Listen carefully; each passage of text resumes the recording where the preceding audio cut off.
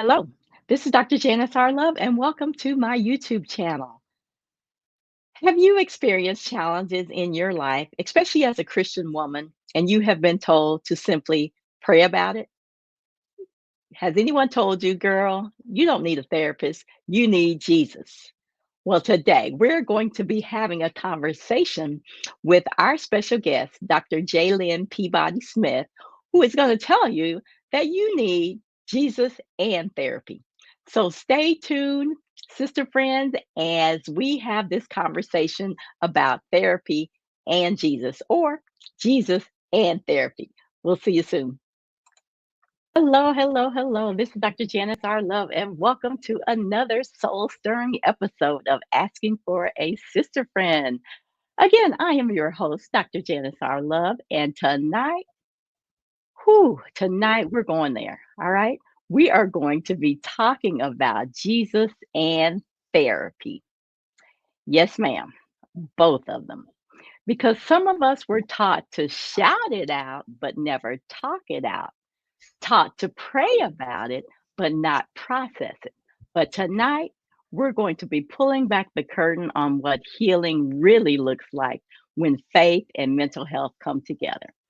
And guess what? You know, I have a fabulous guest for you. So come on in, tag your cousin, your choir sister, your sister friend, grab your tea, your tissue, and your journal because the conversation right here, it is definitely going to bless you. So I just cannot wait to bring our guests in today. I can't wait for you all to meet our guest. Tonight, our guest is a woman who walks boldly in the intersection of faith and mental health. Reverend Dr. J. Lynn Peabody Smith is a powerhouse. She is a preacher, she's a counselor, she's an author, and she's the founder of the Peabody Practice, LLC, and My Sacred Space Counseling. That's a faith based nonprofit offering affordable mental health care. So, with multiple degrees in divinity, we talking not just one degree, not two degrees. We talking about multiple degrees in divinity, mental health, and nonprofit leadership, and over 20 years of ministry experience. Dr. J has made it her mission to help people heal, both inside and out.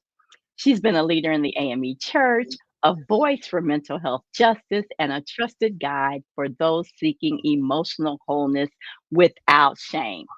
Whether she's in the pulpit or in the therapy room, Dr. J is committed to helping people live fully and freely. And tonight we're going to be talking about Jesus and therapy.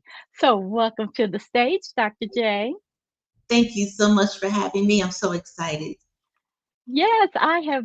Ever since I met you, and again, it's amazing how God uses LinkedIn or whatever social media for me to meet different people who are doing great things in the kingdom of God. And when I saw your background and the things that you were doing, I was just like so excited, so excited. And the more I got to reading about the things you're doing, I was like, she is the perfect person to have this conversation about the bridge between mental health and our spiritual health as well. So let's start with the title first of all, Jesus and therapy. Why do you believe the two belong together? Tell me a little bit about why you believe that. Well, it's kind of like you can't really have one without the other, right? Jesus is going to bring our wholeness and our safety and kind of tell us who we are, and then the therapist part is kind of bringing out those tools. It's like a guide. So, what I like to tell people how I look at therapy is that we are born wonderful and good. Maybe not from Hmm. a theological perspective, but when you hold a baby in your hands, that baby's perfect. And then Right. life teaches us different things. Life will teach us that we're not good enough, that we should be afraid of something. And so I look at therapy as going back and finding those mistruths in our life and replacing them with God's truth in our life. And so that's how I see them working together. You know, so many times people have said things like it's either you do Jesus or therapy. But I love it that you feel like we definitely need both. Now, there are situations, obviously, where Jesus can solve it and you can actually save your money, right? But Mhm, so mhm. many times with all these things that are we are faced with in our lives that hurt us emotionally and hurt us deeply, we got to have both. Yeah. And Definitely. sometimes it's just being able to kind of name it. One of my favorite stories is in the Bible where Jesus meets the man possessed by many demons. Hmm. And it's a great illustration of what mental health does to us. Meaning, and a demon can be low self esteem, it could be addiction, it could be really anything, but it will cause us to harm ourselves, to isolate ourselves. And when Jesus meets the man, Jesus says, "What is your name?" Now, Jesus already knows, right? Yeah. But there is something about naming it. And when we can name what is going on in our lives, then we can cast it out. And what I love about that story is Jesus cast out the demons, but not the person, right? So Mm. we are not our diagnosis or our challenge. That is something that we are managing so that it doesn't manage us.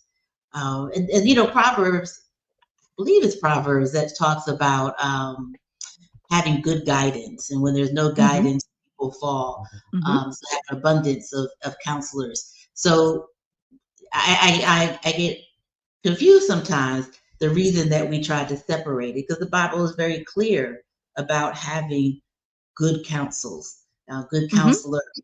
And so that's how I kind of see it working together. And I love honestly, that.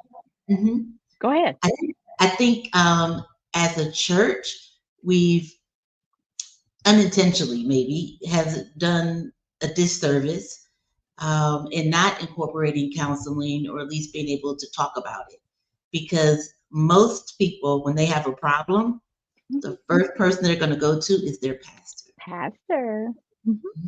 And so either that pastor has to be trained in counseling or be bold enough to do what I call the ministry of introduction, introducing them to somebody who can have counseling, who can provide counseling. Most of us are going to trust who a pastor recommends. And so, again, that's another example of the importance of bringing both together. Yes, I appreciate that because my husband and I are both trained as pastoral counselors, and we know where our limitation is. But we trust the fact that people will come to us. But again, we know where our limitations are, and there are so many leaders who sometimes won't acknowledge those limitations, and then they'll handle it just the best way they can, and that still leaves the person vulnerable to not to actually get worse, right? Because again, now you're struggling with thinking about, am I exhibiting a weak faith by going over to the secular world and getting some type of counseling? So Mhm. where does this belief come from that our faith is weak, that if we go out and get therapy? You know, I'm not sure. When I talk to people, they will bring up the Philippians 4 and 6, where Mhm. it says, "Be anxious for nothing, but Right, in right. everything bring in prayer." But it doesn't mean don't ever be anxious. Mhm. It just means don't get stuck there, Okay, right? okay. Because we're human. We are going to become anxious, but not to let anxiety consume us. And the way to do that is oftentimes is to go into prayer. Mhm. Um, Yet making our requests known to God, sometimes when we tell God that, hey, I need some help, God is going to send that help through a therapist. Amen. Amen. I might need you to say that again, Dr. J. That when we ask God for help, God may send that help through a therapist. Exactly, It- because he has gifted the therapist to be able to understand all of that and be able to deliver it. And again, it nobody says you can't bring your faith to the therapy room, right? oh yeah. Now, um, good, bad, or indifferent, a lot of the times that people are coming to me is because they have experienced some sense of church hurt, where so they Mm. know that the church matters, but they also know that theology, the the counseling perspective matters, and so they find this as a safe place to be able to come to. And I love to be able to offer that sacred space. And I think some of that comes from what you mentioned before when we try to work within outside of our boundaries. Mhm. Mhm. Instead of just saying, you know what, this is bigger than me, this is out of my lane, not in my ministry, let me refer. When we try to help people where we're not equipped, we end up doing more harm than good. And it's the same way, really, if you have a broken leg, you're not going to just pray over it. You're going Right. to go to the doctor, right? Amen. And really, a lot of what we experience, anxiety, depressions, are oftentimes chemicals in our brain that are Mhm. just not working the way that they should. And so, counseling helps us to kind of make those connections so that doesn't happen properly.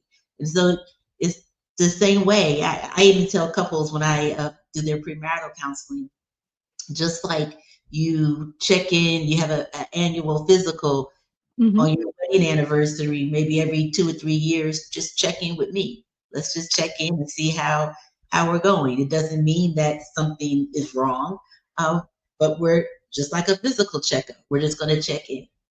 I'm gonna steal that when we work with couples. Yes, please do. I am going to steal that because again, we do a thing called a checkup, but again, we don't always remind them, hey, is it time for a checkup, a tune up, just to make sure things are going good. So let's Mhm. talk a little bit about your journey. How did your journey as a minister and a counselor shape your approach to emotional healing? Tell us a little bit about your journey. Well, when I was called into ministry at the time, I was very clear I was not called to be like a senior pastor. Okay. And I actually didn't know what I was supposed to do. My church at the time went through some church hurt, and Mm. people would come to me and say, well, how do I forgive, or how do I do this? And I was like, I don't know. So I went and got my own counseling, Okay. and it literally transformed my life. There were times where I grew up where I was told that I was stupid or ugly, and Hmm. believed that well into my 30s.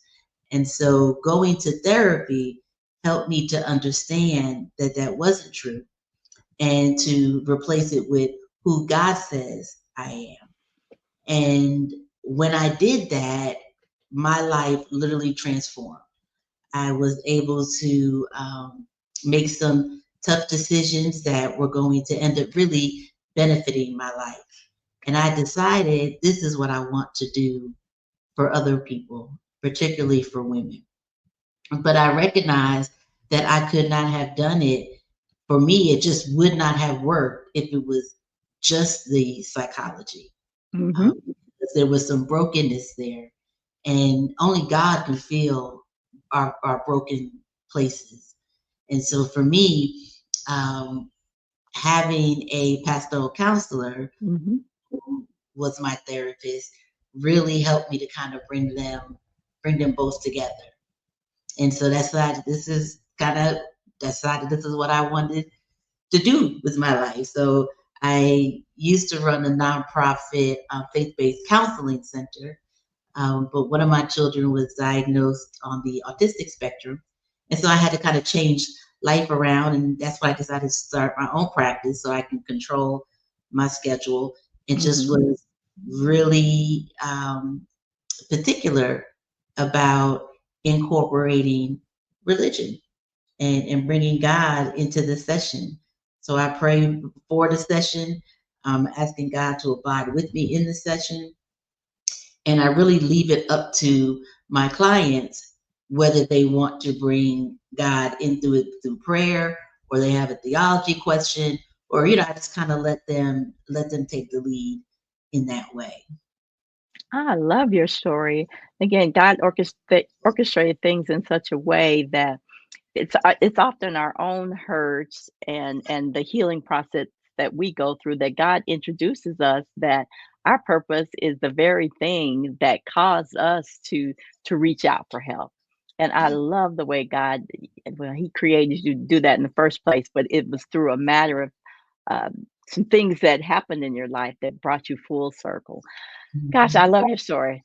So we're going to take a station break here. We are here talking with Dr. J. Lynn Peabody Smith. I got to say your whole name, right? Um, we're here talking about Jesus and therapy. And again, this doesn't say Jesus or therapy, it says Jesus and therapy. And we have been having a conversation about why both are essential, especially if you're experiencing challenges. So when we come back, we're going to talk a little bit more about what's going on in the church, the stigma and the shift that has to happen so that we as church leaders can begin to encourage our clients to not just always make a meeting with the pastor, but to also be open-minded that therapy is something that can also enhance our lives. So let's go to the station break and then we'll be right back. Are you an expert speaker or coach with valuable knowledge to share? Now's your chance to teach, inspire, and get paid. Pearls Perfected Institute is recruiting passionate instructors to share their expertise with the world. We provide content support, course building tools, and a platform to reach more learners so that you can focus on what you do best, which is teaching. No tech hassle, just your knowledge, your voice, and your impact. Join us today. Apply now at pearlsperfectedinstitute.com and start sharing your expertise with the world. All right, so we are back here with Dr. Jaylyn Peabody Smith, and we're talking about Jesus and therapy. So we are going to dive into some questions related to, again, the church, the stigma, and the shift that needs to happen. So my first question regarding that is, why do you think the Black church historically has struggled with openly supporting mental health? I, I think just historically we've been in that space where whatever happens in the house stays in the house. That we Mm, don't talk about it. We never really like we might have had that aunt or uncle that was a little different, but we would just say kind of like that's them, and not really deal with the fact that mental health exists. There's depression in the Bible.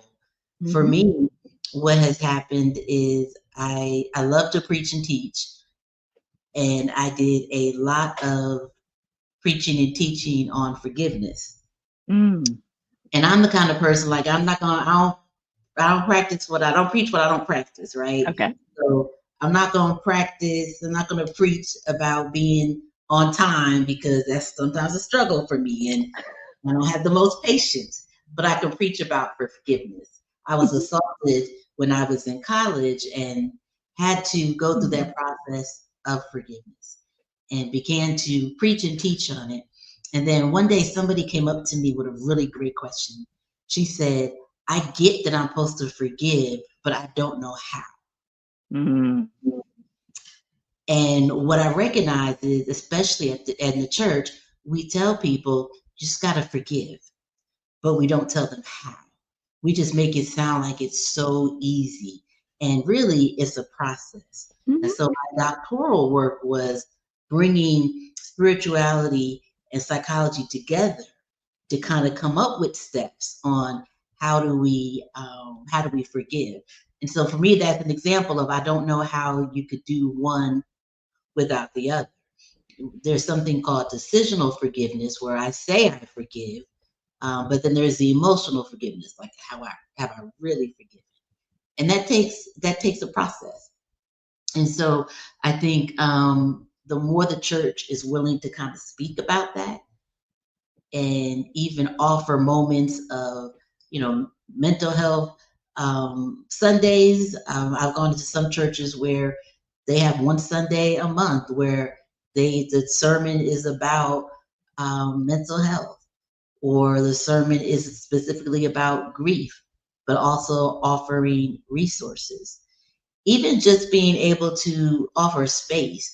If your church has the ability to host a um, Alcoholics Anonymous group or an A group, you're just hosting, but you're saying, hey, as a church, we support people that are having these kind of challenges. That is a great suggestion because again, we might not feel like we have the ability and the expertise within the church, so we hold back from those things. But we can partner with an organization who is doing that, who again would love to come into our space and make that available. I know when I was working with a local mental health organization in the area just for women, we when I joined the board, I realized that, hey, here's an opportunity to partner, right? It's it was a perfect setup. So churches could actually look for organizations to partner with, is what I'm hearing you say, because again, you don't have to provide the expertise, you just have to be open to it. Mhm. Okay, Yeah, that's what I'm yeah. hearing. And I think that doing that, or when I teach my students, I tell them to be proactive, Hmm. create a list of organizations or people that you can refer to when you need to be able to do so. If you want to do a grief group, but Hmm. pastors, they work hard. I'm so thankful God did not call me to be a senior pastor because they're working all the time. And so they might need to bring somebody in who can do a grief support group. Hmm. Uh, and so making those connections. I mean, God made us a community for a reason. And so I think churches have a great opportunity to just collaborate with others. Hmm. And even starting from a definition perspective, in the community, in our community for so long, words like crazy and those kinds of things were used to describe people with mental health challenges. But people don't realize a relationship issue is a mental health challenge. Absolutely. You Yeah, know, mental health challenge is just how we're processing what's emotionally or mentally happening in our life. So when we have troubles in our marriage, that's a mental health issue. When hmm. our children are acting in a way that we just never expected, that's a mental health issue. Stress is a huge mental health issue. And unfortunately for us as Black women, when we're stressed, it often comes across as anger or frustration. But really, that stress is often functional depression. Hmm. Hmm. So true, so true. So we've addressed pastors and definitely church leaders. There are things that they can do to make their ministries more mental health friendly. So if you are there, do you recommend that churches have ministries of some sort that addresses that? For instance, our church, we started out by doing this cancer care ministry.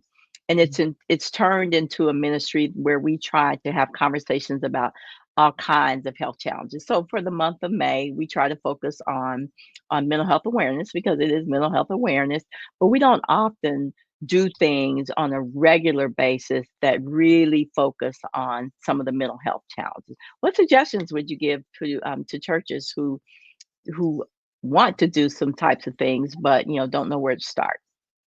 I think it is a great idea to do something consistent, even if it's once a month. Mhm, In my church, we have a grief group that they meet once a month, and they have such a tight connection. mhm, We have some churches have like celebrate recovery, uh-huh, where they meet weekly, but it's kind of an organization that's already established that's often looking for church homes. Grief Share is the same way. These hmm, are organizations that already provide the services, but sometimes they're just looking for space. So it becomes a win-win. What I found when I was doing my research, if I just said, "Hey, I want to do," I did a 6-week group with Black women, And I said, hey, I need some Black women to come be in this group. Well, that was challenging. But when I went to my church and said, hey, I need some sisters to come together to do this work on forgiveness, it was overwhelming because we trust our church. We trust the people that we attend church Mhm. with. And so the church is just a great ground to be able to address some of these topics. Amen. Because 9 times out of 10, uh, all of those things are going on in the pew, and the Mhm. pastor cannot serve everybody, nor is he equipped to serve everybody. So why not have those resources? Resources are everything, definitely. So tell me about my sacred space counseling. Tell me a little bit about that.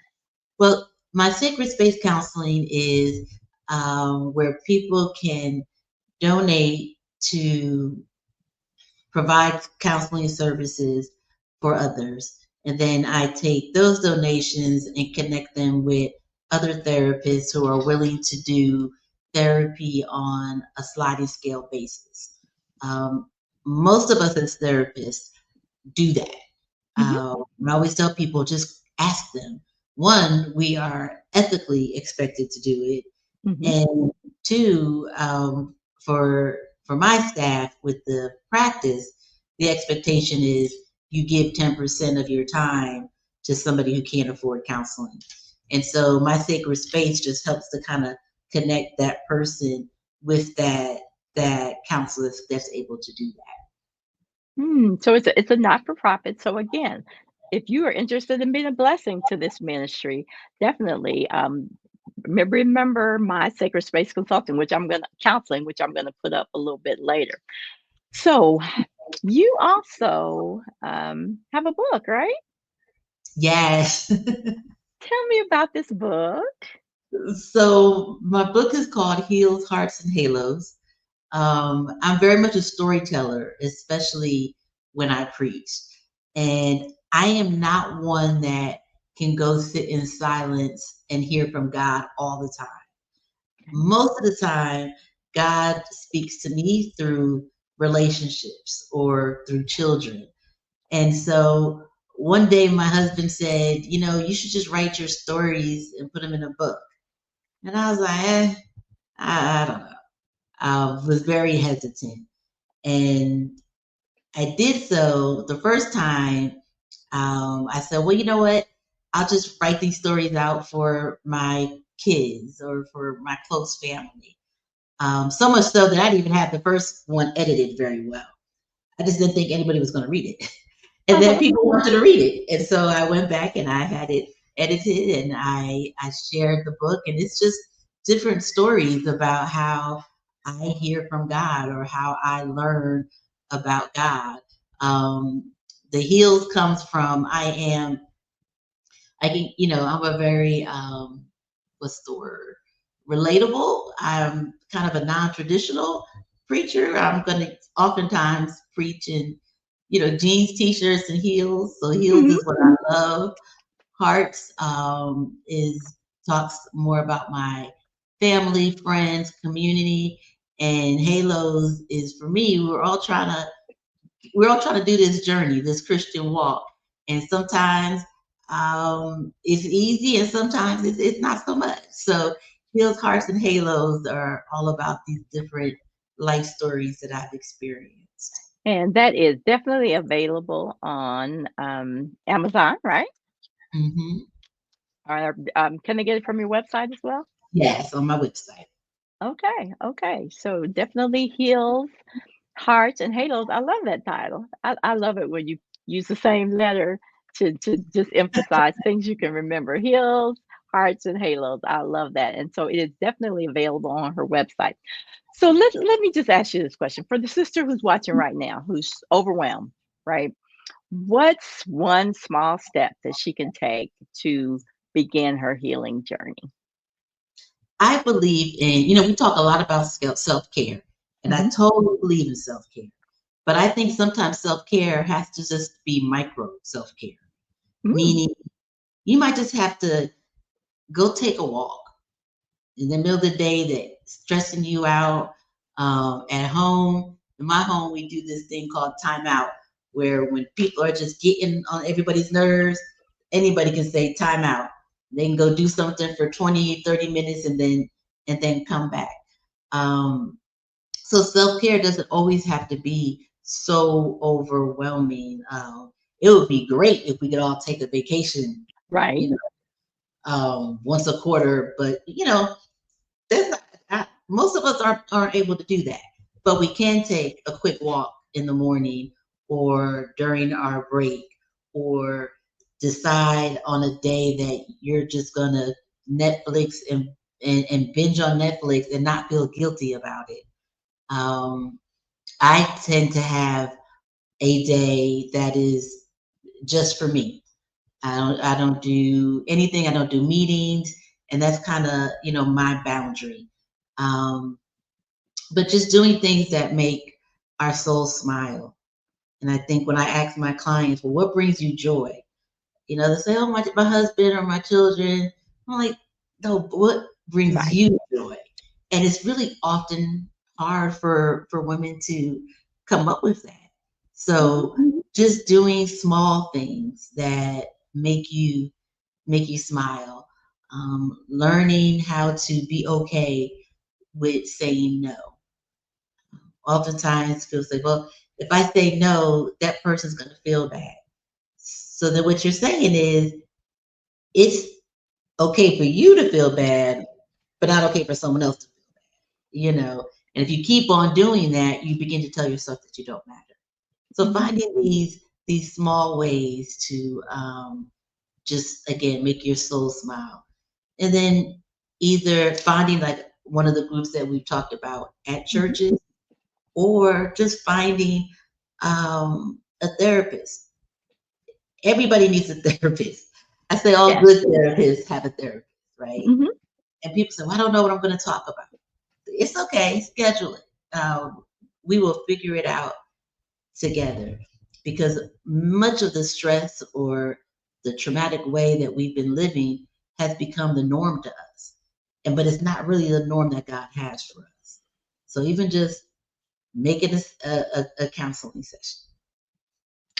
You have given some great tips regarding that because again, we used to define self-care wrong.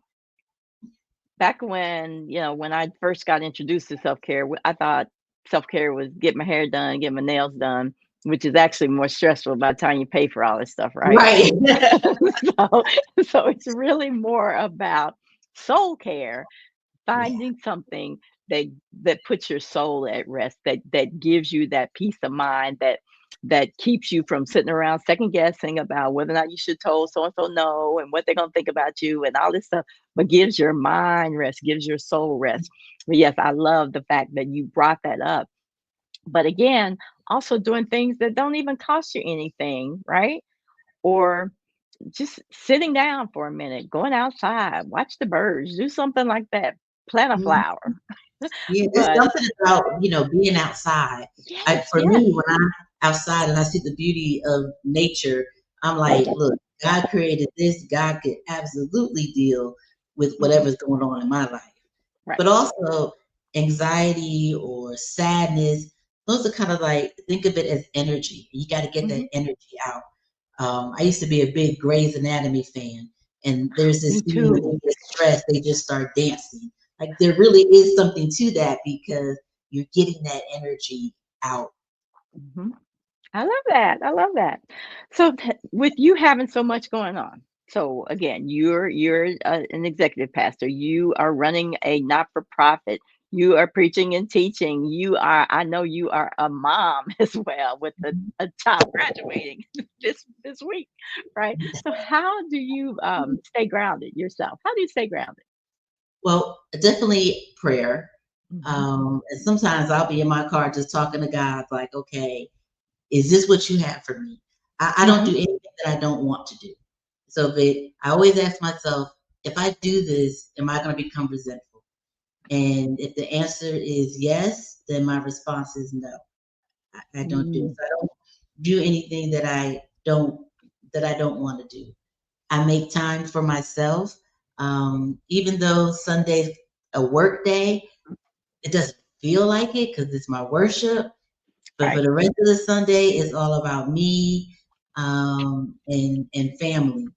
Um, my husband and I, we have a date time, not necessarily a night, but like Wednesday mornings. That's our day to just find something to do together that brings, makes us smile. And then I do once a year go away on a trip by myself. And I go and I pray and I write and I try to hear from God and ask God, what is it that you would have for me this coming year? What is it that you're going to be looking for me to do? And I try to plan around that. And I think one of the most important things that have happened is I really stopped caring about what other people think Amen. and focus more on what God knows about me. And Hmm. I don't know if when I turned 40, that started to happen, and at 50, it really started to happen. But that in itself was it just took off a lot of pressure. And so I'm just always in prayer and asking God, you know, when I go to sleep at night, did I do what you would have me to do? And if not, show me where I need to do something different. Wow, I love that. I love that. Girl, just wait till you get to 60. You really gonna be ready to go for it. Trust me, you are gonna really be ready. Like, I don't care what nobody thinks. I'm I moving love forward. I gotta do what I gotta do. Anyway, I know we gotta start wrapping this up, but I want everybody to know how they can find you, first of all. So her website is thepeabodypractice.com. So www.thepeabodypractice.com. And I also encourage you to get a copy of her book. It's available on Amazon or on her website. It's called Heels, Hearts, and Halos. And if you're interested in the counseling, and where are you located? Yeah, I'm in Snellville. I do virtual, but I also do in person. All right. Okay. So again, it doesn't matter where you are. My sacred space counseling can definitely serve you. And again, we are always looking for donations to support. Think about it. You're paying it forward to be able to bless somebody else to get the counseling they need. So that's definitely a wonderful resource. So, gosh, we have talked about so many things, but I really hope that people are hearing you, that faith and therapy can go together. Jesus, it can be in the midst of your therapy. Jesus taught us really Really, the things that we need to know about getting that help that we need, because God is the one that equips therapists. Come on, y'all. He's the one that equips therapists. He wouldn't have created them and intersected this like this if he didn't know that it was ultimately going to help us. Because again, we can't separate ourselves, our spiritual over here, and we can't do that. We're all one person. And so definitely looking into to therapy, trusting Jesus and therapy are going to help you to get where you want to. So give us a closing remark, Dr. J, to seal well, this whole deal. kind of just what you said. Really, Jesus is the best therapist. Hmm. Jesus gives us the example of a wonderful therapist, somebody who will talk with us, somebody who will listen to all of our questions, and somebody that will just be patient with us and help us become our best selves. And so, like I said, I don't talk about anything that I don't know. And what I know from where I've come, I often say I came from the pit to the pulpit. And it's because of both therapy and Jesus coming together and just re envisioning the way that I saw life and who I am. And so I absolutely believe in it because it has worked for me. Yes, I love it. So, everybody who's watching, remember that healing is actually holy, and therapy is not a lack of faith, it is an act of courage. So, step out on faith and go and get the help that you need. And again, don't be afraid to say yes to yourself. So, with that, I hope everybody has a wonderful Memorial Day holiday, and I look forward to joining you back here next Sunday for another episode of Asking for a Sister Friend. But again, Dr. J, thank you so much for coming. I'm like having you mean. like you did the show, right? Thank you so much for being my guest today. And I Thank appreciate you. you sharing your story. I appreciate you sharing to be bold enough to talk about how we need to do things differently in the church, as well as change that mindset that we need Jesus and therapy. So I appreciate you.